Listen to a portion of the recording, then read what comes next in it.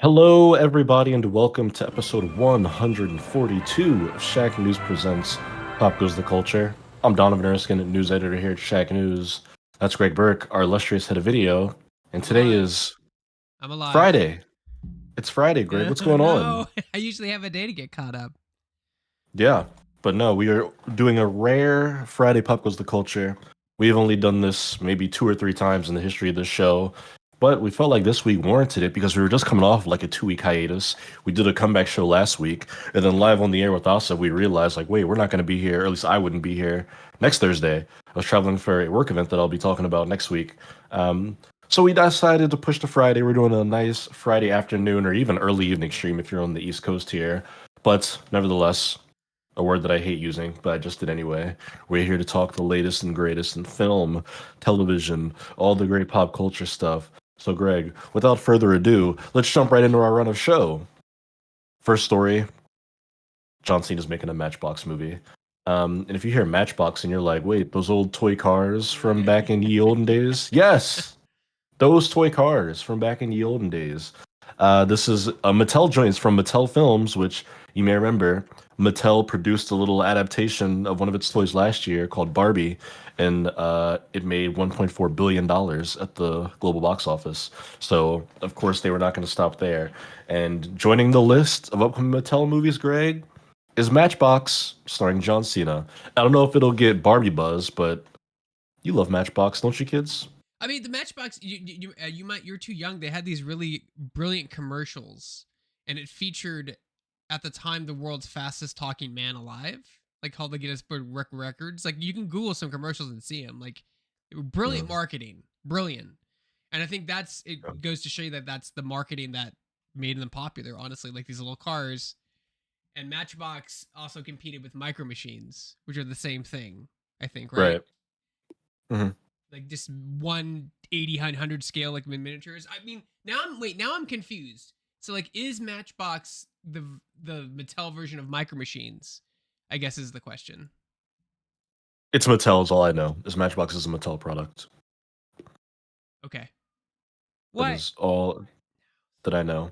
Also, I just learned today, Greg, that Matchbox makes Tesla cars, little toy Teslas. So there you go. I didn't know that they had that license. That they still made Matchbox, let alone Tesla Matchboxes. I'm gonna But Google them. Is Matchbox Micro Machines? Greg is about to learn something right here on Pop Goes the Culture. Well, like it's okay. So Micro Machines is Hasbro, of course, There and you go. Matchbox is Mattel. So like Matchbox, there's always that like Mr. Fantastic, Plastic Man. You know, like there's always that like slight rip off from like another company. It's the Mm. same damn thing. And Same let's but see what they different, you look know. like. Oh, they're Mm. uh wait, are they Hot Wheels? No, they are. I was right. They are. Yes, they are micro. It's Mattel's version of Micro Machines. Thank you. There we go. Yes. Well, there you go. Greg, how There's do you feel about GoBots and a Matchbox Transformers. movie? How do you feel about a Matchbox movie, Greg? The crux of this news story. I mean, I'm gonna be real honest here. Like, I love John Cena. Like, I think like in a world of like where you have The Rock and everything that plays the same thing. Like, John Cena's got range. Like, the dude has Mm. chops. He's got Yeah. comedic chops. He's got drama chops. You know what I mean? Like, he can act. The dude can act. I want to see even more things. So like, I'm excited. Like, John Cena's a draw for me. Like, I think he's a great actor. He's a celebrity, but I think he's also like an actor. Like, I've seen him in multiple things. I think he's a great comedian. He's got great comedic timing and delivery on things. Mhm. He just did Yeah. that movie that I spoke really highly of. What's the Friend movie? Amazon Prime produced it. Uh, Ricky Stenicki. yeah, I really like that movie, and I shouldn't, but I do. But John Steele steals it there because he's playing a different. He plays a character playing a character, and he just does a great job, and he has great comedic delivery. I mean, John Cena attached could be a draw for me, honestly. But like, what's it about, right? Like, what's like? I mean, the Barbie movie had like a lot of messaging in it, you know, and it was a really like an important Mhm. message, a powerful message, super powerful message. And we're at that point where Yeah. like, but all Warner Brothers will see is dollar signs, so now we're gonna get a sequel, and it's like, well, but does that we talked about with Squid Game? Does that demoralize or defeat the purpose of the original film? Right? I don't know. I mean, they'll throw anything at the wall at this point. Yeah, no, they really will. And even the article here from the Hollywood Reporter says that plot details are being kept under the hood Yeah. right now. Um, yeah, it's interesting because Barbie obviously has that built-in kind of those built-in themes. Like people have already had that discussion about Barbie over the years and its place in society. Matchbox, not so much, right? And even John Cena himself has been in the last couple of Fast and Furious films, which are already like big car movies, where people just kind of drive cars into each other for 2 hours. So I wonder if this will just feel like a Fast and Furious movie, but called Matchbox, or if they'll go for like in a completely different vibe here. But yeah, get ready for a wave of toy movies. This is just the first I mean, of them. it's fascinating because all these toys have a history, right? Like that's, I mean, on their history is all fascinating, especially with Matchbox, since it's the lesser known like brand of micro machines that I've now learned on the stream. Like that's interesting, Mhm. right? Like even in Barbie, they talk about the history of Barbie, right? Like there's some lines from the creator like in there, like the person portraying Barbie's creator or whatnot. Like Right. it's interesting. Like the history is interesting. If they can lean that way, I'm not saying that it doesn't have to have a powerful message like Barbie. Like I mean, that's hard to do, very hard to do, in a movie like that. But yeah, I don't know. I mean, we'll see. I mean, you know what's another movie that's based on like a toy brand is if you ever saw Battleship. I've seen Battleship, yeah. Not a terrible film for what they had to work with. Like when you consider what they were using and like but like interesting concept Interesting. about aliens coming down to Mm. Earth. Water's their like tech is water's how their technology is powered. Like an interesting like idea like for a film. I mean, they could Of all of all people to defend Battlefield, I would have never expected it to be you or it just Battleship. well because I we would saw have I it. We're would like never when we expected. watched it, Nicole and I were like, "Wow, this is actually not bad." Like we're like for like a generic sci-fi movie based on a board game, like not bad. Like not bad at all. Uh, but like if they take their time on it, right, and like obviously you have to have star power attached to a film. It's just how Hollywood works. You have to have that person on Yeah. the poster to pull you in. In this case, it's John Cena. For Barbie, it was Margot Robbie and Will Ferrell, are arguably. So like, yeah, it's and John Cena is. I think he's a draw. Uh, Yeah, for sure. People like him. yeah, I mean, I do. I mean, I watch stuff he's in. He's funny. I think he's a funny dude. Yeah, I mean, we'll see. I mean, Mhm. I don't want to judge it too hard because like it could be like a Barbie situation where it's like this amazing film, right? But I don't know, Donovan, what's your experience with Matchbox or Micro Machines? I was a big Hot Wheels kid. That was the beginning and end of the story. I didn't know anything about any other car toys. But yeah, I was a huge Hot Wheels kid for many years. Loved getting those toys. Would always ask my mom for them when we went into Target when I was young. And I don't know where they all went. They're probably sitting at the bottom of a landfill somewhere, courtesy of my mother. But I did like Hot Wheels quite a bit growing up. That's right. Your But mom tries to clean out the room. You're like, what are you doing? No. yeah, I'm sure those things got thrown out like 15 years ago, if not more. But yeah, I mean, I don't really feel anything about this. I like John Cena. Mhm. I don't like him so much that I like go see everything he's in, but he's good. I like him when he's in stuff for the most part. He's one of the better like wrestler turned actors, I feel. But Matchbox Mhm. movie, sure, we're gonna get a lot of these Mattel toy adaptations. Some will be good, some probably won't be. What I think is interesting though, Greg, a neat segue in the our second story here is the oh Thank you, gosh, Sadie. Thank you for that. she just went full chomp on I, that. I I Uh, left I left this morning to do a stream and she doesn't like it when I leave the house for extended. She has anxiety, so she gets so when I come home yeah, and she's like, "Never leave me again." And I'm like, yeah, "Okay." well payback. Uh, Sorry, go but we ahead. have another adaptation that's in the works, one that we knew about for a couple of months, but just got an official adaptation or official announcement, because The Sims, Greg, The Sims is getting a movie. Uh, Interesting tie-in here. You just talked about Margot Robbie being a big draw for Barbie. Guess who's producing the Sims movie? Lucky Chap Entertainment. Guess who's a founder of Lucky Chap Entertainment? Margot Robbie. Mm, So she is going to be producing the Sims film for MGM Studio, Amazon MGM Studios, I should mention, which is an important distinction to make because they've made a lot of video game adaptations. Of course, Fallout. They're doing Warhammer, God of War. So now a film for the Sims is being pushed in there. The Sims development team at EA is helping uh, produced the movie. I don't know what their role is specifically, but they're involved in developments. It's being directed by Kate Herron, who directed a lot of Loki. I don't know if she directed every episode, but a hmm lot of it. And this is in the works. And this is an interesting one, Greg, because while I was researching this one, I discovered that Shacknews actually wrote a news article for a Sims movie in 2007 that was announced that never happened. And I'm just reading the article, and it's like, this guy's gonna write it. This guy's gonna write it. Nobody ever made this movie, but that's how long Hollywood has been like circling the idea of a Sims film. But obviously now in this new wave of video game adaptations, it's probably going to happen for real this time. Uh, Hard to know how to feel about this one because obviously The Sims doesn't have a story. The whole point of The Sims is you just like make a character and live your life. I do think similar to Barbie though, there's very easy avenues for like messaging or story there, right? Where like Barbie doesn't have an innate Yeah. story, but you Mhm. can easily tell a story about feminism and belonging with the Barbie IP. And I think similarly, The Sims doesn't have a story, but like I feel like The Sims is poised for a story about control, right? And purpose in life. I feel like if they want to play that angle with it, they could very easily do that, right? Where the characters find out they're in a game and I'm like, oh my God, I have no purpose. And maybe they get all meta with it or something, you know? I just think of like the Mewtwo quote from the Pokemon movie where it's like, it's not the circumstances of one's birth who decides the important. It's like what you do with the gift of life. I could see The Sims trying to take that kind of angle So it's a while also story being like about funny and people living slapsticky. their life. It sounds just like it's just a movie, not even about the game. It'd just be a Yeah. movie who. Yeah. I mean, it's gonna be, yeah, it's gonna be based in the world of the game, I would assume, not about like the making of The Sims. But I'm sure there's gonna be people walking around with the diamonds over their head will be the whole like marketing of it. I've already seen, I think in an interview, I don't know if it was the director, one of the producers joked and said that, oh yeah, we'll probably do the pool with no ladder thing or like the bathroom with no door on it joke. So there's going to be a bunch of references to the game.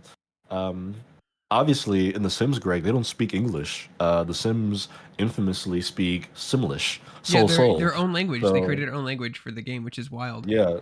So I assume they'll speak English for the movie, but there's got to be like Simlish jokes in No there. Maybe it's like a subtitles. hybrid. Subtitles. All it's the whole movie is in Simlish. It's all subtitles.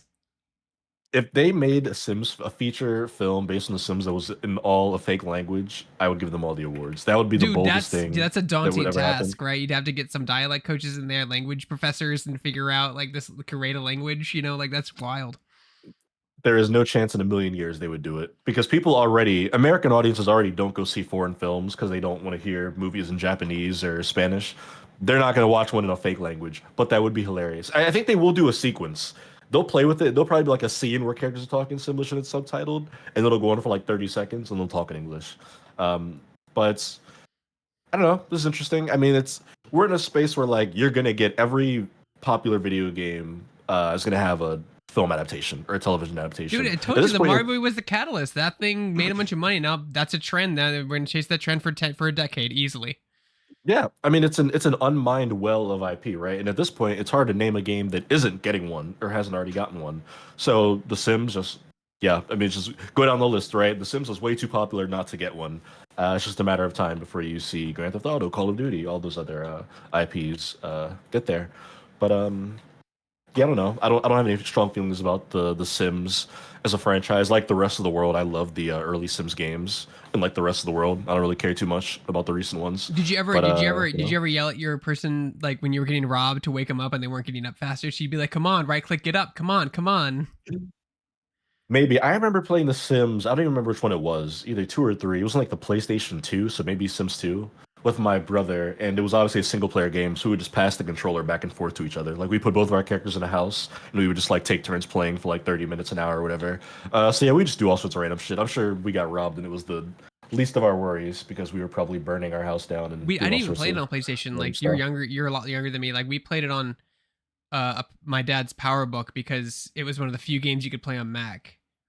Hmm. And we were a Mac only Big PC household for game. like decades, so like we could only couldn't play any Yeah. PC games. It was one of the few games we could play on Mac. Yeah, no, it was a huge like early, not early era, but I guess when did The Sims come out? Was that 90s or 2000s? The first Sims was like early 2000s, right? It was 99, one I of want to say those, 2000 something, 2001, 2000. yeah, just big like PC game of that era. And I don't remember when the first time I played Sims on PC was. I had a gaming computer. Well, I didn't have a gaming computer. I used my mom's work computer to play We all point and click used adventure games. the family PC But or the work computer, yeah. yeah. But yeah, I don't know why we ended up playing Sims on console back then. We had a great time with it, and I love The Sims just as a franchise and IP. But like I said, I haven't played in a while. I know Bill Lavoie plays Sims, probably most of anybody on Shack's staff at this point. So I'll have to ask him if he's hyped up about this. But I do think it'll be interesting who they cast in this, right? Like Margot Robbie's producing. They haven't said if she's going to star yet, but I think if she does decide to star, that'll be huge. But this seems like one of those where they'll probably cast a bunch of like very very famous, beloved people because it's The Sims and it's a high Yeah. big IP and it's all about the characters in it.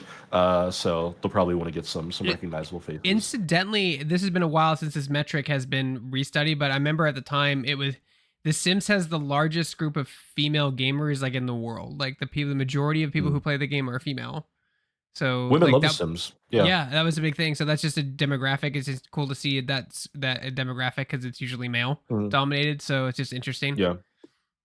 Yeah, women have always been super into The Sims, which I'm sure somebody in a corporate room in Hollywood was like, "We're gonna get all the women to the movie theater, guys, with this film."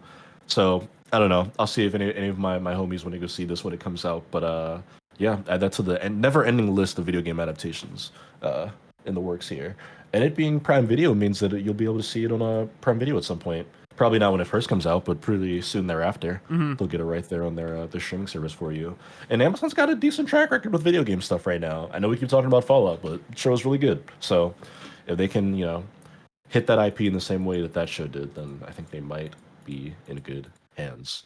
Greg, before we get to a story I think you'll be very interested in, I should remind folks to follow the live stream, hit the heart, but also hit the notification bell so that you are made aware every time the Shacknews Twitch channel goes live. Because Pop Culture Culture is not just the only show we do here. There's also Steve Tendo, there's Indylicious, there's Aldenvania. We do Mario Kart 8 Deluxe live streams every now and then. We stream earnings calls. We do a lot of things here. When there are new games out, we do Shack streams. Sam has been playing Wukong. Uh, there's a lot of stuff to watch here on the Shacknews Twitch channel. You don't want to miss any of it, which is why you should also subscribe uh, to our YouTube channels, which I'm going to throw to Greg in a moment, but also follow us on social media because we're on x.com as Shack News. We just posted a video from the TwitchCon show floor using the Chug Jug With You Fortnite parody song as the cover song to that video. We're on Instagram at Shack News Media, That's a mouthful.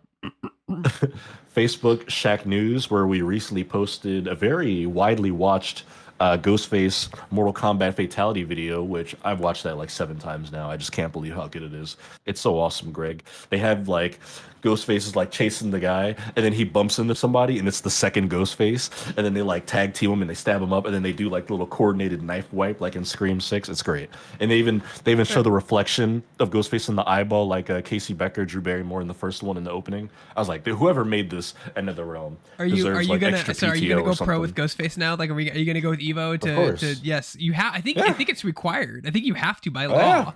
I think someone Yeah. I will road trip from Baltimore to Las Vegas next year to compete in Evo as Ghostface and get beaten pools by somebody who just like walked in off the street, and I'll go home. Uh, but yeah, you should check out all of our social medias, and as I mentioned up top, our 3 YouTube channels, the Greg Shepherds. Anything interesting going on over there these days?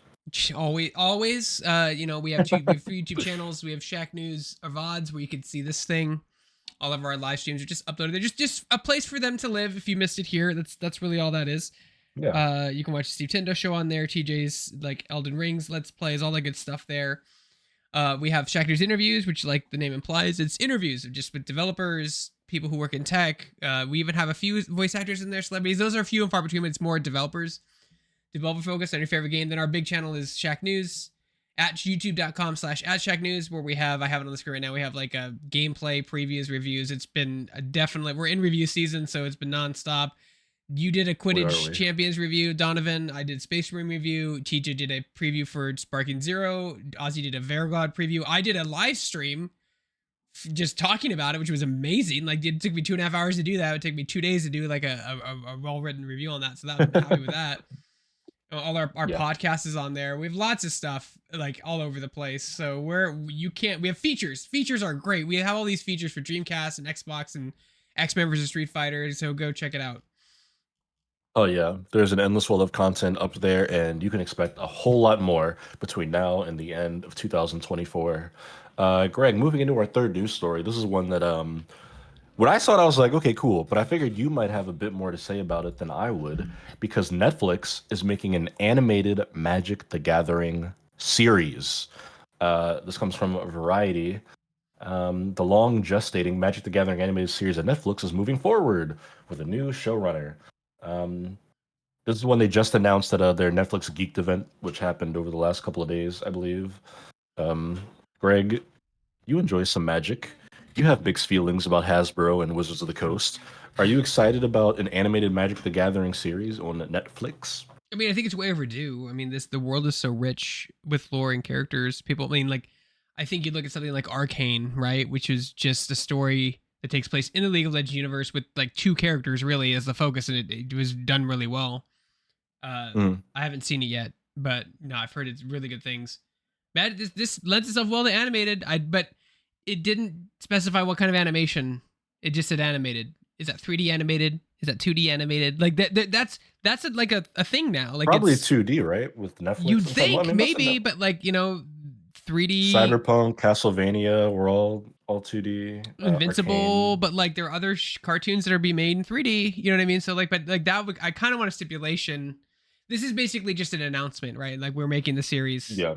They're just saying it's back on track because this is one thing that was announced all the way in 2019, and then it kind of has been silent since then. It seems like behind the scenes they couldn't get the ball rolling properly, It's so it's more like tough. a re announcement of like, hey, we've got this train back on course. It's tough. Um, Like D&D is another one of those franchises that like they've tried to make live action and animated versions of that universe, and it's tough. And I think the toughest thing about making something like this in a universe this bombastic, which is very similar to D&D, is that like when there's magic and you can conjure water and do portals and like make something from nothing, like how does society function in there? You know what I mean? Like how do you yeah, like why are you yeah, selling apples on the side of a road if people can open portals and conjure water? Like it doesn't make a lot of sense. So maybe they're trying to figure out a way to make that make sense, right? Like or either that or distract you enough to not question stupid stuff like that. D&D is like the yeah. D&D is the worst advocate in that, right? Like it's that universe is so huge and fantastic, but like why do I own a bar if I could literally summon undead minions to do all my work for me, right? Wouldn't I just have them? Why is there a workforce if I could just do that? I guess not everyone can do that, right? But still. I don't know. It seems interesting. Like there's a lot of realms, a lot of characters, a lot of like they have different planes of existence, right? So there's different like in D&D you have what's the one everyone plays in all the time? Forgotten Realms, right? That's the one that Yeah. everybody that's like a zone. For people who don't know, that's like there's like areas you can play in, and Forgotten Realms is like the medieval fantasy world that we all know and love. I played there. There's other ones too, like there's one that's like steampunky and it's called something. There's one that's like super dark and gothic. That's another. It just all depends on what your flavor kind of. It's like playing different points in history, basically. Mhm. Uh, which is kind of fun. I'm curious to know what kind of plane. I think Magic will just take place in the generic plane. If they'll have other planes, I don't know. I mean, that's cool, and I'm an advocate for animation. I try to watch all animation whenever I can, Uh, as much as I can, especially if it's 2D animation. Love 2D animation. So, but yeah, I mean, that'd be interested. I mean, I wonder if Terry Metalis, I'm gonna say Metalla. uh, yeah. He's involved. Yeah, I wonder what kind of stuff he's done in the past that'll kind of give you Oh, an idea of like what well, kind of Greg, I'm style it so could happy be. you asked. He was the showrunner for the final season of Star Trek Picard, which released last year. He also created 12 Monkeys, the sci-fi series, and he worked on the CBS reboot of MacGyver, Night Flyers, Nikita, Terra Nova, and Star Trek Enterprise. So a lot of television experience. No Um, animation experience makes me a little scared, but that's okay. You don't have to have. Well, that's a lie. I feel like you have to have some type of experience to do something, but yeah, I don't know. Maybe he knows how to you put got to get it together somewhere. correctly. Maybe he knows how to put together the right team. There's a reason Maybe. they chose him. That reason is not usually publicly announced, unfortunately. I would hate for the reason to be like, oh, well, he's cousins with so and so at Hasbro. That's why. Which happens more often than people think when people get invited to do show running and producing and directing and stuff. A lot of nepotism in this industry, but I don't know. I mean, it's why not? That's why I say why not. Yeah. Like it's fantasy, it's fun. It lends itself well. It has a interconnecting card game. We've all seen how well card games do when they have transmedia, Pokemon, Yu-Gi-Oh. Like makes sense, you know. I feel like this is like 20 years late, honestly. Like honestly, like Yeah, I mean, it's one of those where Magic's been around for a while. Quick pop quiz trivia question for you, Greg. Can you tell us what year the Magic the Gathering tabletop card game was first released? 96. 96 The final answer answer. is The answer is 1993. Ooh, You're 3 just years a off. Okay. few years off. 1993, the same year that Jurassic Park was released in theaters around the world. That's how you. That's how. So You, remember it forever. that's your word association from Michael Scott kicking Yep. in. Jurassic There you Park, go. Magic the Gathering. There you go. Yep. 93. There you go. But yeah, like I said, it's a rich universe that people love, and there's a lot of material there, and it has been adapted before. So Why all the not? stars have aligned. Why not? I hope it's good. Hope it's good for the At this people point in who my like life, it. I'm just like, just why not? Just yes, just give it all. It's fine. You know, Give it no all. sense in like sending something back or asking if we're on the side or not or asking to remove. Just give me all of it. It's fine. This is YOLO. fine. But yeah, Yeah, yep, just I give mean, it I'm to over us. it. Yeah, let's just get all of it. I'm over it. All right, Greg. And then for our final news story, one that's not as exciting as the other ones, but very important, arguably the most important story in our rundown today. Inside Out 2 has been, the biggest film of the year. It's grossed over $1 billion at the box office. It's Pixar's biggest movie. It's been a cash cow for Disney. But a report came out this weekend from IGN, some investigative work done by Alex Stedman, that essentially reveals that there was a whole bunch of chaos and bullshit going on behind the scenes during the creation of this movie. Obviously, we in the game industry, we know a whole lot about that. That's just every AAA game these days. There's crunch. Um, but essentially, Greg, we've got stories of extreme crunching, animators at Pixar being forced to work 7 days a week, which is horrendous. Um, there were people who were laid off and then who weren't properly compensated or credited for their work on the movie once it was finished. There were people who were calling the shots, the higher ups at Pixar, who pushed back against LGBTQ themes and storylines in Inside Out 2. Something that Pixar fans have kind of assumed is that Riley might be gay or bisexual or not straight, just from the way she behaves in the two films. And apparently they were going to lean into that in Inside Out 2. And folks at Pixar, maybe Disney, came back and were like, hey, chill out on all that. We don't want you to do that, guys. And apparently internally, folks at Pixar and Disney blamed the failure of Lightyear, which we've talked about a couple times in the show, on Oh, the the fact that kiss. there's a Yeah, gay character in I there. read the article. Yeah, the That article. there, Yeah. there's a kiss that happens for half a frame in the middle of the Or movie. it could just been a bad Um, movie. Like that's so yeah, that's never the it's no one ever takes responsibility. Sorry, continue. Mm. Continue. We'll get to this in Yeah. a minute. There's even Alex writes that one of the people she spoke to said that they believed that Pixar was going to fall apart if Inside Out 2 wasn't a huge success, and obviously it was. But people pretty much said that this was like a life or death situation for the studio making this movie, and that pressure was kind of put on all the people working on it, and their lives are kind of made a living hell making this movie that's all about managing your emotions and having a good balance in your life, which is deeply ironic, which I'm sure is lost on all of the executives at Pixar and Disney. But an unfortunate story behind a very good movie that has been quite successful this year. Yeah. Yeah, this is a great read. Really, everyone should read it. It's very good investigative journalism, which is something you don't see very often. I mean, okay, you're done. Sorry, she's fighting cable. Come here. Excuse me. Go on. You see the face like, oh God, I'm being Yeah. kicked out. She was just upset by the story, is all. No, yeah, I mean, like, first of all, it's investigative journalism, which is amazing. Like, you don't see that anymore. There's a lot of time and energy goes into that for an article, and the article's pretty big too. But like, you have to reach out to people, you have to do interviews, you have to make sense of those interviews, you have to decide what goes, what stays, right? Like, it's a lot of work just to do that. So, I love seeing that stuff. And like, but at the same time, I was so infuriated reading this because it's just what can the consumer do to like tell Disney to fuck off? Like, what can we do about this to help? What can society do to like prevent this from happening? And the question is, I feel like there's all this outrage now and all this, that's ridiculous, that's so unfair. And then 2 weeks goes by and everyone is over it and we're on with our lives again. And then they keep doing it. Like, that's the thing. Like, I mean, after I read this article, I was recommended 2 other articles about like the wealth of Bob Iger and how like he's building another yacht. He has a 200-foot yacht. He's building another one. And you're just like, Gotta have two. tell me again why we can't have a millionaire tax? Like, why? Like, like, seriously, like, what is the... Well, I think the reality is that the consumer can't do anything to really change it on the large scale because, right, in one hand, you can say, like, boycott Disney, don't watch the movies. Okay, and they'll just fire everybody. They'll just lay off the studio and be like, you didn't hit the markers. Studio's closed now. And you go see the movies, they do well. They're like, all right, let's greenlight the next one. Everybody get back in the office. I think the government needs to step in. There needs to be laws about. There needs to be stricter labor laws that you can't make people work 7 days a week producing a film.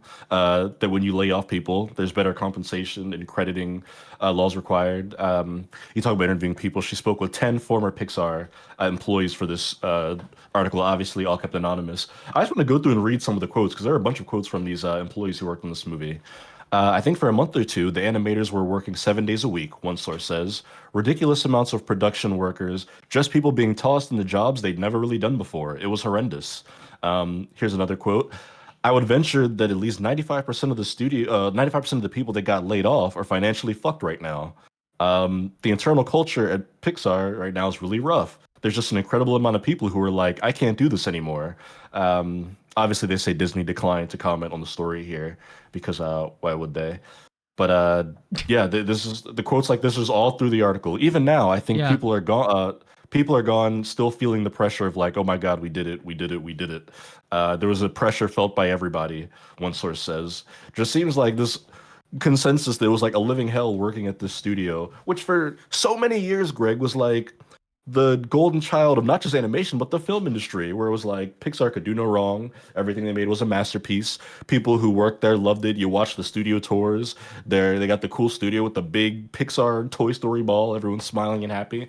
But it just seems like the last half decade, going on just the whole decade at this point, has just been like a nightmare at this studio. And it just comes down to the expectations put on the people who work there, and then also just the shit that they're forced to do with little say in how their workday goes. And then of course they're also the scapegoats when these movies don't make $1 billion or aren't like a cinematic masterpiece. They It's, hide behind the workforce when it's quite shitty. convenient for the company, and then when it's not convenient for the company, they're like, "Well, it didn't make any money." So like that's the thing too. Like you boycott it, then they fire people. You go see it, they fire people. It's like it's unavoidable. And I agree, government needs to step in because people would say unions might be the answer here, but I don't think that's necessarily the case. A throwback to the animation industry in the late '90s when they got a very powerful union for 2D animation artists, and this was part of the reason like this whole industry kind of crashed onto itself.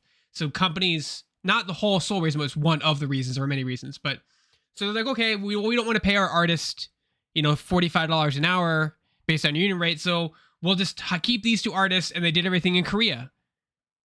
Everything isn't done in Korea. And I worked in animation. I'm like, where do the people draw the frames here? Oh, they don't draw the frames here. We do the storyboarding, and then there's an animation house in Korea that does it. And they charge like 10 cents a frame. 10 cents per frame. That's how you charge 2D animation. Like here, I don't think they can charge by frame. I think it's a minimum hourly rate or minimum salary range. Like they can't do that. So like, they know how many frames are in a thing, and but that's everything moved there. And so like animation didn't go away, but it just dwindled into nothing.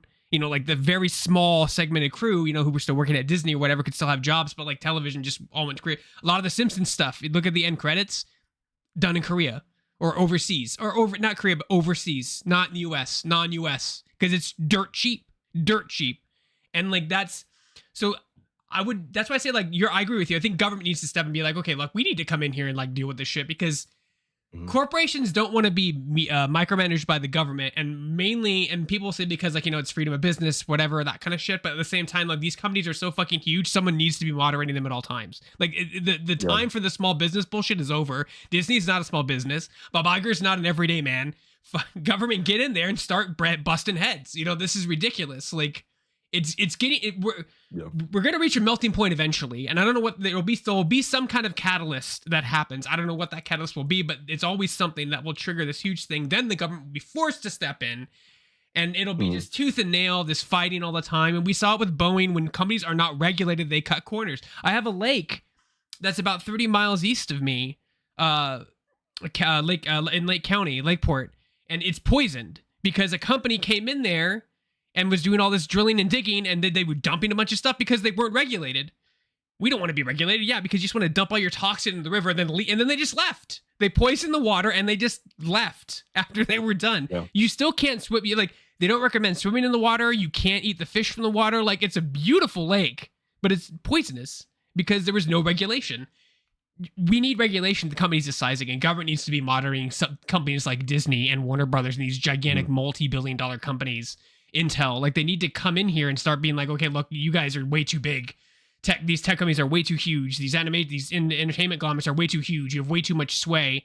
But they never will, because like whenever someone comes in to lobby, and Disney's notorious for this, Disney especially. I'm lumping Pixar in with Disney, even though it's a separate company. It's a parent company.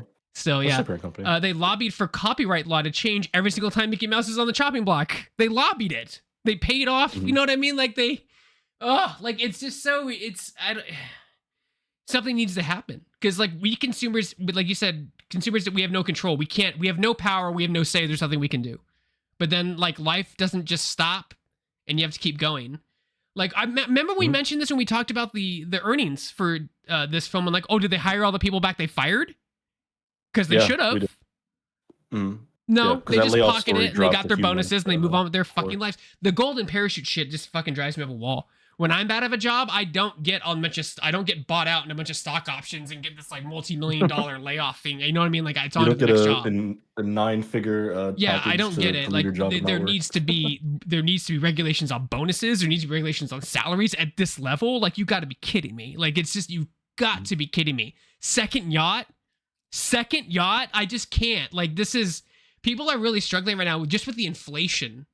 And Bob Iger is buying a second yacht. And people will say, well, like, well, good for Bob Iger. I'm like, no, the good for them mentality is done. It is done. It is over. Because the wealth gap is getting worse and worse and worse. I'm done saying good for them. No, fuck off. Tax the shit out of Bob Iger. Like, you know what I mean? Like, every penny he gets after the first $250 million, 99.9% goes back into the government. After all, it's this system that allowed him to make the money to begin with. But they never want to put money back into the system. They just want to take it all and give nothing back. We live in a country that allows you to do stuff like this. The whole point of capitalism and our society is to allow you to start a small business, grow your business. Like, we give you those opportunities. And at the end of the day, and I from a real personal experience, just watching other people that my parents hung out with, they want to give nothing back, even though they use the system to every advantage they had, and they want to give nothing back at the end of the day. Nothing back. This is a thing, by the way, you can look it up. There are people who buy empty office buildings in different states to prevent them from paying sales tax on luxury items. Like, that's the kind of disgusting, like, thing people do.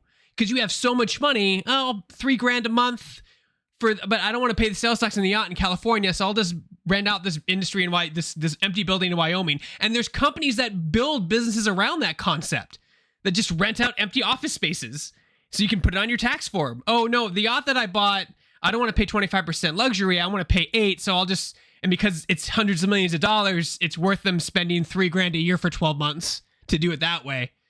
It's absolutely, it's corruption and greed at its highest level, Donovan. I'm sorry. I'll stop for a minute. That was an all-time Greg rant. We got to get that one clipped out for TikTok. It'll be like a 4-minute vertical video, but that'll be. I mean, what can we do, right? Like, what can we do? Like, you're essentially powerless. You're powerless. Can't do anything.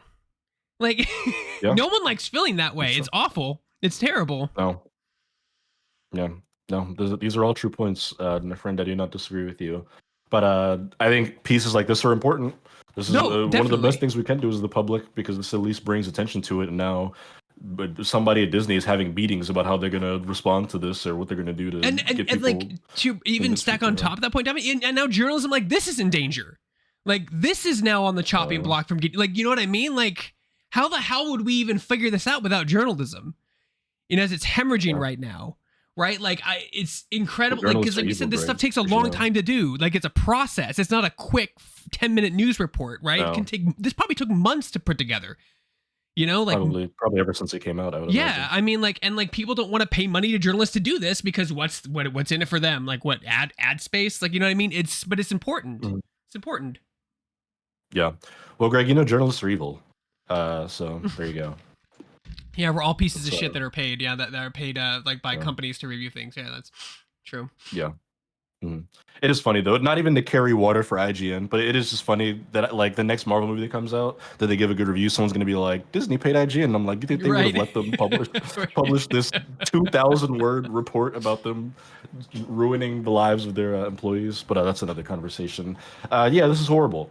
This is just a terrible story. It sucks because I reviewed Inside Out 2 on this channel. It's a great movie. It It still is is. a great movie. It is unfortunate that it was made under those circumstances. Uh, there needs to be some sort of balance between art and business. I don't know if that's even possible, at least not in the way that the fat cats making the decisions at the top of these companies, the David Zaslavs and the Bob Igers of the world, want it to be. It's certainly not. But yeah, there definitely needs to be some sort of a reckoning So for just to play this devil's stuff. advocate just a little bit, like at the same time on the flip side of it, if Inside Out 2 would have gotten a terrible reception and made no money, like if it did a Borderlands, right? Does that mean that the people who made it get money taken away? Like that's I think that's an interesting point of concept too, right? If the movie does You good, mean the animators or the executives? the animators, right? Because movie does good, get bonus, right? If movie does bad, no bonus, but do you have to pay into the like something? I just that's an interesting just Well, they conversation. I all would have think, got right? fired in this case. Yeah, That was right. one of the So people in this article said that they feel like this movie determined Pixar's future. Like they were on the ropes making this movie. there's a there's a So great line in Mr. Deeds where he says there's an NFL player. You see Mr. Deeds? There's an NFL player who comes in. He goes like, "Well, I thought if I played really good this year and like scored X amount of points that year, that I'd be paid more." And the great he says back to me, because like, "Well, if you played worse, could we pay you less?" And he goes, "Shit, no." So like, it's definitely interesting. I'm not saying I agree. I'm not saying this is what should be done. I'm saying it's an interesting concept because at the end of the day, there is an investment, and you can lose on that investment. You know what I mean? You can, but at the same time, I don't feel like that's a leadership thing. And we've talked about this before with CEOs. Like if you invest in something poorly and you had a bad team and you hired the wrong writers, you said yes to the wrong things, the people that were following your orders should not be the one, getting yeah, laid off. It should be you taking a pay mhm. cut. It should be you stepping down if for you making those mistakes. But those executives don't. They never do. They never take mistakes. They love taking credit when everything does good, and when everything's bad, they're dead silent. You know what I mean? So Yeah. yeah, Yeah, I mean that's the thing. Nobody's gonna come out and be like, actually, the animators at Pixar aren't talented. They're actually not good at rendering and like animating moving objects and making colors look lively. Like no one's gonna say that because obviously they're world-class animators. They got hired at Pixar uh, for a reason. It wasn't an accident or a stroke of good luck that they ended up working there. It's just about how that talent is parlayed and assigned, how projects are executed, how things are planned out. There's so much more that goes into them other than like people just being good or bad at their jobs. Um, so yeah, I hopefully in a perfect world there'll be some sort of statement we can read as a follow up to this next week. But I'm not too confident in that. Either way, Greg, that's gonna wrap up our news stories here. But not the end of our show necessarily because we're going to do some reviews. It's been a week since our last show. I've seen a couple things. I only put one movie here on my list, but I've actually seen a couple things. If you don't mind, I'm going to start off, Greg, with a review of a movie called Speak No Evil. This just released in theaters this past weekend. I snuck away and watched this movie in Orange County, California, which is where I was the past couple of days. you were in my Um, hometown. Yep, I went right on over to the good old Spectrum Center. Dude, that freaking theater, that Regal Cinemas they have there is like a theater from the future. It's I was like, huge, and goddamn, it's also I gigantic, would, and it's attached to an outdoor mall which has like a Ferris wheel. Like yeah, it's a it's huge thing. massive. I was walking through there. I was like, I would kill for a theater like this within 20 miles of where I live. It's awesome. It was an awesome movie theater. But I saw a movie called Speak No Evil there, which is interesting, Greg, because this is a remake of a movie that came out like 2 years ago. Um, it's the original movie is like came out in 2022, but it was like a Dutch film, and we just remade it in English like 2 years later. And people have argued about this because apparently the original is still mostly in English. Like it's a Dutch film, but my buddy told me like 70% of the movie's in English. But regardless, we remade it with James McAvoy, who's not American, and Mackenzie Davis, who's not American. But we have a new, we have an English-speaking version, and essentially, Greg, it's about this family who moves from America to Europe. They live in the middle of kind of nowhere. Or no, they moved to like London, but they're on a vacation to Hmm. Italy, and they meet this like quirky couple played by James McAvoy and another actress who I don't have the name of right here immediately. But essentially, they befriend them and they're like, "Hey, you guys should come visit us like in the countryside, you know? Like it'll be a great little thing for you." And they go. They do it, and this couple has a son who can't speak. And what James McAvoy tells them is they're like, "Oh, he has this condition. His like tongue is like a abnormal size, and he can't speak like we do, so he's a mute." And slowly throughout the movie, it becomes clear that like there's something wrong with this family. Uh, the kid is constantly trying to like tell them something. They don't know what. He's trying to communicate with them, and it kind of just spirals into this family is crazy and won't let them leave. And you discover what their sinister intentions are over the course of the movie. And I thought that Speak No Evil was decent. I say this was like a 7 out of 10 movie. I thought that the slow buildup of tension and like these people are weird and something's wrong with them is very well executed. I think James McAvoy, who is one of the best working actors, is so good in this movie because he carries a lot of this story on his back. He is like playing this quirky, like over the top husband who just like in an instant he flips from being like a very chill, uh, passionate man to this like psychotic, unhinged dude. Where like there's a scene you see in the trailer here where like the kids are dancing and the music's off, but they're dancing to Cotton Eye Joe and they're like showing the dance. They're the And worst. then Yeah. like he just starts like yelling at his son about being like off rhythm and he like throws something at him and he like goes and grabs his leg. He's like, feel the rhythm, blah blah. And he just like tweaks out on him and the other family's like, dude, he's like, don't yell at your son like that. Um so yeah, his like turn is very good in this movie. I think that by the time you get to the end, it becomes a bit generic horror movie ending where it's like, okay, if you like ended the movie halfway through and told me to guess how it ends, that's probably what I would have written down. It's a little paint by numbers the last like 25, 30 minutes, which was a bit disappointing because I know the original movie people say is genuinely fucked up. Like I think that's they changed the ending for the American version, and it's a bit softer than the original movie. Is the gist I'm getting? I haven't looked it up because I'm gonna watch the original soon. Because my buddy was like, from like the beginning of the third act to the end, it's like a different movie. Is it And I know based on the a book creator, or is it just based on a screenplay from a? it's just based on another movie. But like even the creator of the original movie put out a statement or like had posted or maybe it was in an interview where he was like, I liked it, but he's like, parts of this like I thought were really frustrating. He's like, ah man, Americans, you know. People like a So I happy don't know. ending here in America. They don't like the sad ending. Yeah, I think the vibe I get is I think the ending to the original is a lot darker, and this one's much more like cookie cutter, which I don't think people fans of the original loved. So I want to watch the original and do like a little comparison to it. But it's like a fine horror movie. This kind of became a meme, Greg, in the film community, if you will, because they started showing trailers for this movie like 4 months ago in theaters, and it's one of those where like this is a Blumhouse movie, but for some reason this trailer has just played in front of like every PG-13 movie that's come out since what feels like May. So like it's become a meme that people are like excited that this movie's coming out because it means the trailer will finally stop playing. So that's been kind of funny to keep up with. But yeah, it's got some good moments in it. A couple of good scares. But overall, it's just like a fine horror movie. It's nothing crazy. Um, Blumhouse, I like them a lot, but they have a habit of just kind of producing movies that are like, okay, like in between whatever James Wan is working on or the next Conjuring Oh movie, well, they're they're just throwing stuff like, at the walls. I can I was appreciate like, that. They okay, try. yeah, It's a film that's on. It's film. It's camera on tripod on location. Not green screen visual effect. yeah. There might be visual effects in Mhm. this, but not like a Marvel movie. It's a real film, like a real like Hey, traditional film. I should say traditional. the innocent family in this movie drives a Tesla, and they make a joke about Tesla drivers in the movie, Greg. So there you go. That's for you. That's Dude, just I'm for you, not. buddy. I can't spend $40 a month on gas. Not doing it. It was a pure. It was a pure financial decision. Like, and we bought it too early because it went for like half off like a year later, which sucked. But whatever. Uh, That's all right. so You're part of the change in this world. What's up? Go ahead. so my question is that like does the movie stay grounded or does it take a supernatural twist? Because I feel like those movies can do that and that can affect. I'll put Mhm. spoilers on just for funsies in case someone really wants to see this in the Um, chat. But like, because I feel like yeah, that's when fair. you have this slow buildup in a movie like this, like the ending is so crucial to like, Mhm. is the twist good? Is it shocking? Is it worth the buildup? And if it sounds like to me like it kind of was, but it kind of wasn't based on your reaction. No, it doesn't go off the rails. There's no like weird supernatural Okay. twist or anything to it. I'm glad that it's that it does stay grounded. It's nothing too crazy. But Can I take a stab? Can yeah. I just take a stab based on the clips and movies I've seen? Like for the thing, you can kind of like give me a hint on the twist because try to guess this. Like I try to guess it, see if I can Why see it not? from the thing. So Sure.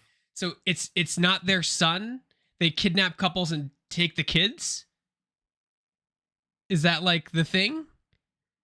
It's like not it's not their biological son. Like there was another couple they befriended that had a young kid. They took him, killed their parents, and unofficially adopted the kid and like brutally traumatized him. You have an inkling of what's actually going on, but I'll tell you when we're off the air. Okay. But yeah, I think it's still interesting. Like I'm still gonna watch it with Nicole because I think it's a super interesting like premise. But like yeah, like I love that like the who and why. Like what the hell? Like why would you what I mean? That kind of shit. And James McAvoy is such a talented actor and absolutely jacked too. Like he's just jacked. Hard to believe that he was Mr. Thomas at this point. Yeah, he's I love James McAvoy. He's great. We watched like the second half of Split in a hotel room last week, and it was awesome. Yeah.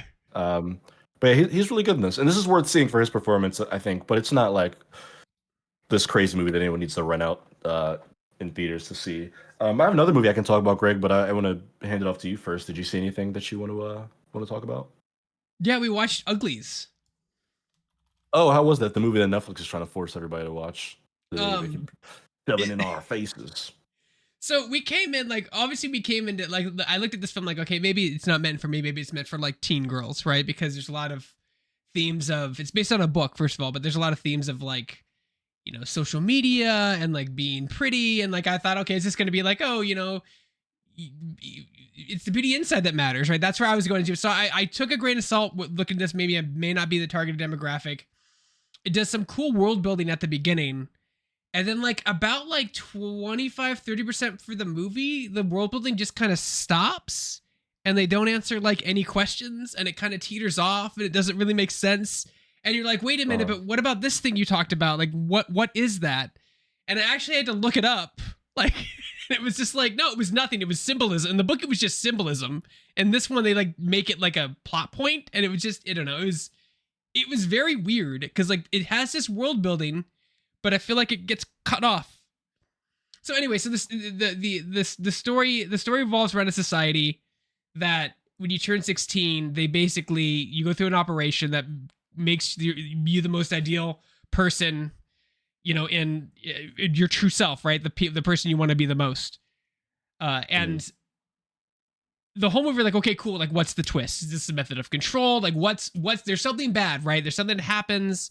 So then you follow the main character, Tony, I can't remember her name, to like find this resistance that doesn't want to do the operation because they want to live in society and it's society outside that. And just, and then at a certain point, Donovan, the thing where I checked out was like at the 60% point of the movie, it becomes the most stereotypical, I betrayed my friends, but I know I'm different. I didn't mean to betray you. Let me break you out of jail and try to escape. Like, it was so by the book. Like, I was like, oh my God. Like, it's just like, just nothing.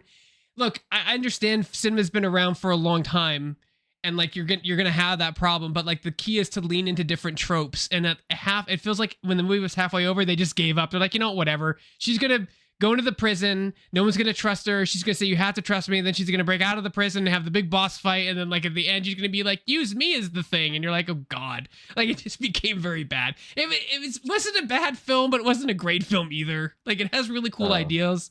And I think the book, they changed, from what I read in reviews, they changed a lot from the book. And I think a lot of it got like Hollywoodized. So like, I don't know. I wouldn't watch it again. Nicole didn't like it either. Which is rare, but like it has some cool concepts. But like once they start like introducing the world, you're like, oh cool, but like what's the catch? And they never really explain the catch. Like, okay, like so what was the point of making them beautiful? Slight spoilers, because it's clearly there's something wrong with them, right? What's the point of doing this to them? Is it control? Is it money? Like what's the goal here? Like I don't understand what the goal is. Like, I didn't understand the villain was just like was just evil to be evil. Like that was the motivation. She was just a bad person. And you're like, really? Okay. Yeah. No monetary gain, no anything. They just say it's a method of control. That was it. And you're like, okay, but like what's in it for you? What do you get? Since the operation's free, what do you get? It was really weird. I don't know, man. I think they strained too much from the source material. It got really confusing and it became really stereotypical toward the end. So didn't care for it. Wouldn't recommend it. I mean, I mean, like, they live in a society where literally they can cure anything, and they're like, I'd rather live in the woods and shit in a hole. And I'm like, dude, no. Like, absolutely not. Like, if you can cure anything, like, please go back to the society that's, like, highly technologically advanced. And they also have no weapons. And I'm like, no weapons. Like, you're trying to find a society that could, like, do these things to your body that have, like, nobody, guns don't exist in this world, I guess. They just don't because nobody has one. So, like, That's nice. which is weird. It's also weird to me, right? Like, and there's these guys in these suits that are soldiers that have like they look like Tron. All their villains look very gimmicky, and I'm just like, I'm not into it. The Tron villain, the Tron suit. I don't know. Mhm. I Yeah, could be I mean, it too seemed old like for a. it, but yeah, it was very tropey. The end of it was very tropey and really generically written, and I don't know. I usually don't. I saw the advertisements for it when I was on Netflix, and it seemed like generic Netflix It movie looked interesting. Like, I thought it jargon. looked interesting. Like, it has some interesting ideas, right? But I think it's just poor execution, and then halfway in the movie they give up. Just like, you know what? What did he do in Star Wars? He broke in the Death Star. He broke, like, it's the classic thing down. You've seen it in movies again, right? Person gets integrated into culture, decides they like the culture, right? And then, like, accidentally betrays them in some way. I didn't want to, though. I changed my mind. You know, that kind of, it's that's by the book. Just by the book. Yeah, Wouldn't watch it again. Do that's not good to know. recommend. Do not recommend. I was I was already going to avoid it, and I will I definitely do was that already now. gonna avoid it. Yeah. No, I definitely will now. Sorry. We'll Yep. move on to you. Yeah, don't ever on to you, Donovan. No, that's okay. Look, I can review. I'm trying to decide which one of these movies I want to talk about. I'll talk about Perfect Days. Movie's called Perfect Days. This is one that came out in theaters in like January, but was like in like the indie circuit last year. It's a It's funny. It's like a foreign film, but it's like a hybrid. So it was produced by Germany and Japan. These two countries collaborated on this movie. It was directed by a German dude, but it's set in Tokyo and stars Japanese actors. Um, but essentially follows this man who works for a toilet cleaning company in in Tokyo, and his name is Hirayama, and it's kind of just like a slice of life, kind of following just like a small period of time in his life as a man who cleans toilets for a living. And I think that on the surface, it's like a very like deceptively like just kind of simple drama, not even drama really, just like a simple story. But I think that it's a movie that has so much to say about like culture, but the way that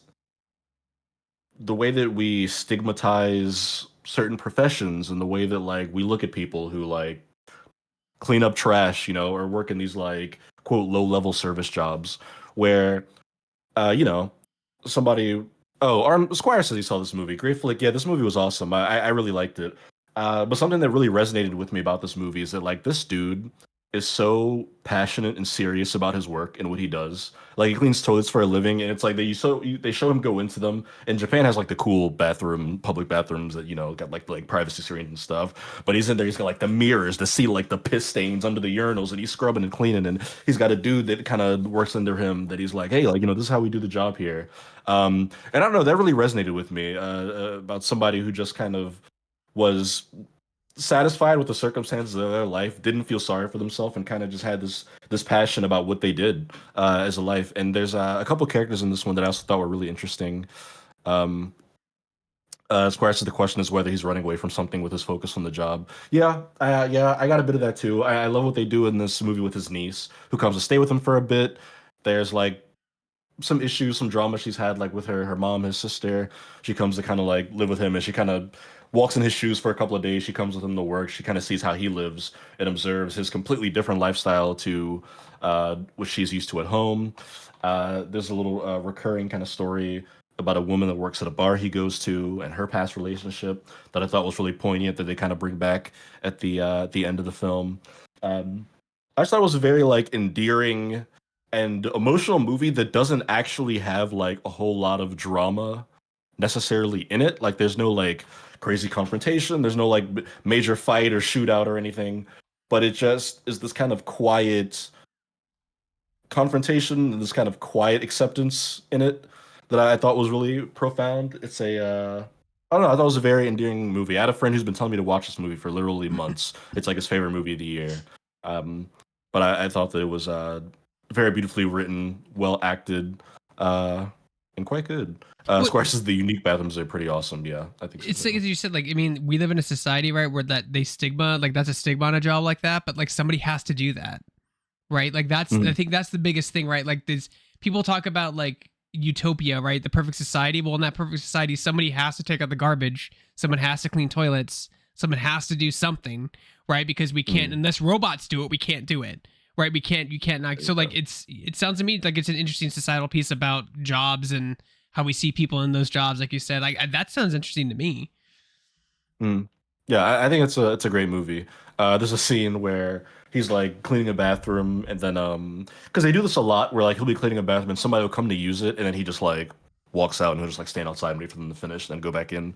There's one where like it's like an American woman walks up and she goes in and she walks back out and she's like, "How do you like turn these things? Have you seen the transparency bathrooms, Greg? Yeah, Where they they're have like like, one or two in San Francisco, I think, that they just like looks like oh, glass, okay." and then they go, yeah, You yeah, you flip a thing and then they like go like fully solid. Yeah, she was like, "How do you use this?" And he like walks in and he just like hits the like switch and like chuckles and she's like, "Oh my God, this is awesome."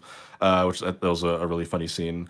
But yeah, it was a very sweet movie, a very like thought-provoking one that it kind of ended and I was just like looking at the back of the headrest of my plane. I was just like, "Damn." no, I think it Uh sounds like an important film too, because there's a lot of times like I'm always like, if you work in ever worked in an office building, like there's people who come and clean every night and take out the garbage. Like, Mhm. if you really, and people don't like stop and think about that stuff. I think about that stuff all the time. You know, like, it's they go home, they have a family, they have kids, they have lives. You know, they're not just there to exist to take out the garbage and clean your office building. You know, they have their own Mhm. life, and I'm always thinking These are about that. people with, yeah, it's like, because you say this is a man who has like hobbies, interests. He loves Yeah, music, specifically American music. They talk about he has a collection. People have hopes and dreams and stuff, yeah, yeah, which I just exactly. thought was really, I don't know, it just hit hard. It was really good. And hell, I fucking remember when I was in high school, goddamn, taking those trash bags out when I worked at a grocery store, and they'd be like leaking with black cigarette juice and shit. Yeah, nasty Um, stuff. which Yeah. it's not fun. It's not an exciting job or fun or all that fulfilling. But it's important because, like, I think So. that's like, especially No. now in society where everyone is so privileged and they get so angry at people in the service industry, and it's just like I don't know. Like, I think if you think of a person like that, like, you know, they go home, they have their family, they have a job. You know, like, you're less inclined to like get mad for them messing up your order at a fucking fast food restaurant. You know what I mean? Because it's just like, you know what I mean. Like, you put themselves in their shoes sometimes. That's all. Just a little, what's it called? Camaraderie, a little understanding, right? About like Compassion. where compassion, Compassion. yeah, Yeah. which is, I feel like our society is sorely lacking.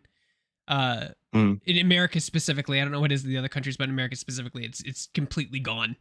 It's, I want yeah. mine. I'm gonna push anyone down on my way to get it. Sorry, but no, this seems like an interesting film. I kind of want to watch it now. Is it? Now here's the thing: is it streaming anywhere or Oh no? boy. Uh-oh. I don't know because I watched this on a plane and they just had it. It was a part of the in-flight entertainment on Delta Airlines. Oh, did you watch it to Yeah, OC? empathy.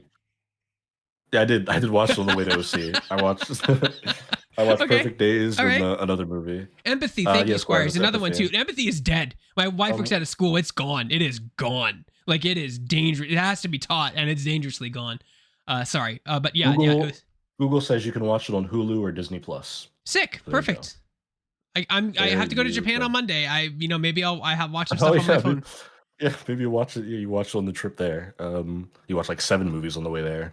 But yeah. No, I watched this on my flight to Orange County, and I also, because it was long enough, I could fit 2 movies in. I watched ISS, which is another movie that came out early this year. I don't know if you heard of this. Mm-mm. The I was okay. So when they announced this movie, I was so excited for it because the concept sounded really interesting. Essentially, Greg, it's about a bunch of American and Russian like astronauts, I guess you'd call them, are on the International Space Station, which is in Right. the skies. It was built by like Russian and American forces, whatnot. It was like a post Cold War thing. But while they're up there, nuclear war breaks out on Earth. Oh shit! That sounds like Uh, a great concept. Yeah, and they both get directives from their government where America contacts the American astronauts and is like, you need to secure the International Space Station. And then the Russians get directives from the fucking Russian government's like, you need to seize the International Space Station from the Americans. And they're looking out the window and they're like, hey, what's that going on down there? And you just see like all the lights going up across the countries.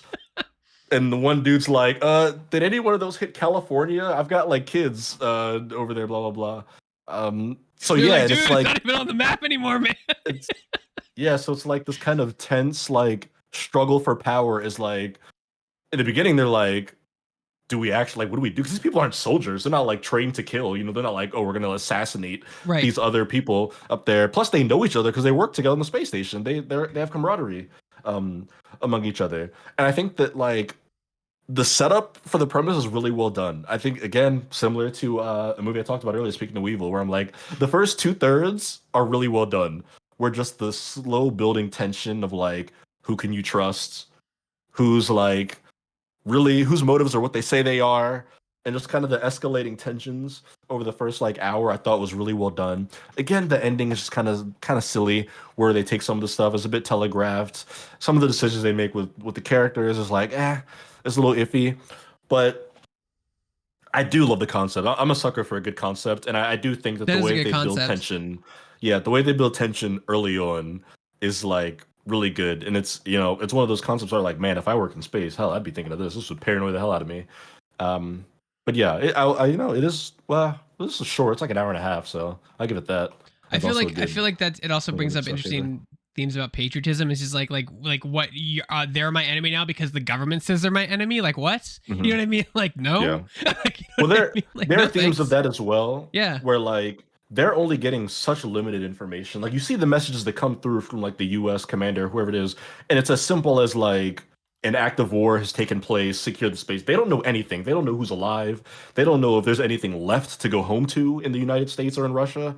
They don't know if the president said that their families are gone. They don't know if the war is still happening. They might land and immediately die of radiation. Like they have no clue what the circumstances are on Earth. And it's that like that mystery I thought was really well done. Because we've seen so many movies about doomsday and the end of the world and whatnot. And for one where it's like a doomsday, but you're kind of outside looking in, I thought was such a cool and clever idea for a movie. It's a shame that it wasn't as great as it could have been, because boy, that is some high potential. But it was decent. It's a fine like we're bored looking for some shit to throw on Friday night kind of movie. But yeah, ISS the film. Um, but yeah, I'll tell if you do you have anything else, Greg, or else I can bring us into our finale here I do. to I saw close two out. things. I saw The Perfect Couple on Ooh, Netflix. oh yes, there's another one that Netflix tried to make me watch. Highly recommend you watch it. It's a whodunit. You need to Movie or watch it. show? The show is a show. A lot of shows. A lot So of basically, shows. it's about a very wealthy family that lives like in their summer home because they don't have you have to have more than one home when you're that disgustingly rich. They come from Of old course. money. The wife married into old money, became a famous author. So like it's classic. It's just like Knives Out, right? So you have like the father, the mother, the three kids, their wife. And they're all at the summer home. One of the friends comes in, and there's a murder, right? And so like they lock the island down, they lock the house down, and it's a detective from like Brooklyn comes in to try to like figure out Mm, because they're like it's one of those like Martha's Vineyard type of like places, right? That rich people go, and right. she's like questioning them all, and you're hearing the different stories from the different suspects about like what they did that day and who this person is, and they hand it off to other people, which is kind of well, they're like, well, where were you like at 3:30? I was here doing this, but maybe you should ask the son because the son like and it cuts to like the film, the son like running like haphazardly across the kitchen at like a weird time of night. You know what I mean? Like why was he all flustered? So it's kind of cool. There's a little bit of misdirection, not a red herring. Nicole and I like to guess after the pilot episode who did it, and we were both wrong, which is always fun. Fun to see. Okay. Yeah, we were both wrong. So like it was a cool twist. Like we didn't expect that person to be the murderer. So and they gave you all the clues to it too. So like yeah, it Yeah. was it was a nice whodunit, and also talks a lot about like I think we're seeing more and more of this in just media is like the wealth inequality between like working class Americans and people who are like upper class, like much upper class Americans, higher. I want to say like top 1%, but definitely like top 10, right? Top 20% of earners in America. And just it was a good, and Nicole Kidman's in it. She looks great. She's wearing a little too much makeup, but she looks great. I like Like Nicole Kidman she's fantastic in this. She's great. and Lev Schreiber as well. Good old Sabretooth in this Yes, bad gonna boy. Sabretooth. Yeah, like there's a great cast, fantastic story. I enjoyed the whodunit aspects. Yeah, very takes a dark turn, of course. Like, and the ending, like Mm, the ending's one of those endings where you're getting all these like information, the finale, right? And it's and like you can't help but laugh because some of it's so dark, it's funny. You're just like, what mm, now? Like, what did they just say? Like, did they just say that they yeah, did this and this and this? Like, what? So I don't know. I highly yeah. recommend it. Great who done it. And Lou, if you like Knives Out, like mysteries, I do. fantastic, good pacing. It's shot well, Mm. lots of color. Yeah, I mean, I really did enjoy it. All right, you might actually get me with this one. I might actually throw this one on the Bobby. Interesting. And then, oh god, no, it's okay. Couple. Like, Lord of the Rings season 2 came out. Oh, Episode 6 is today. last night I watched football. Thursday Night Football was on Amazon Prime Video, and after it ended, Amazon Prime autoplayed the entire first season of Lord of the Rings: The Rings of Power. I woke up at the end of the last episode, and it was I looked at back at my Amazon, and it had a little blue watch bar on every single episode of the first season of the Uh show, oh. and I was like, "It's like, God damn it, Amazon!" But go ahead. You did your thing. You did your duty. I have you have watched the first season or second season?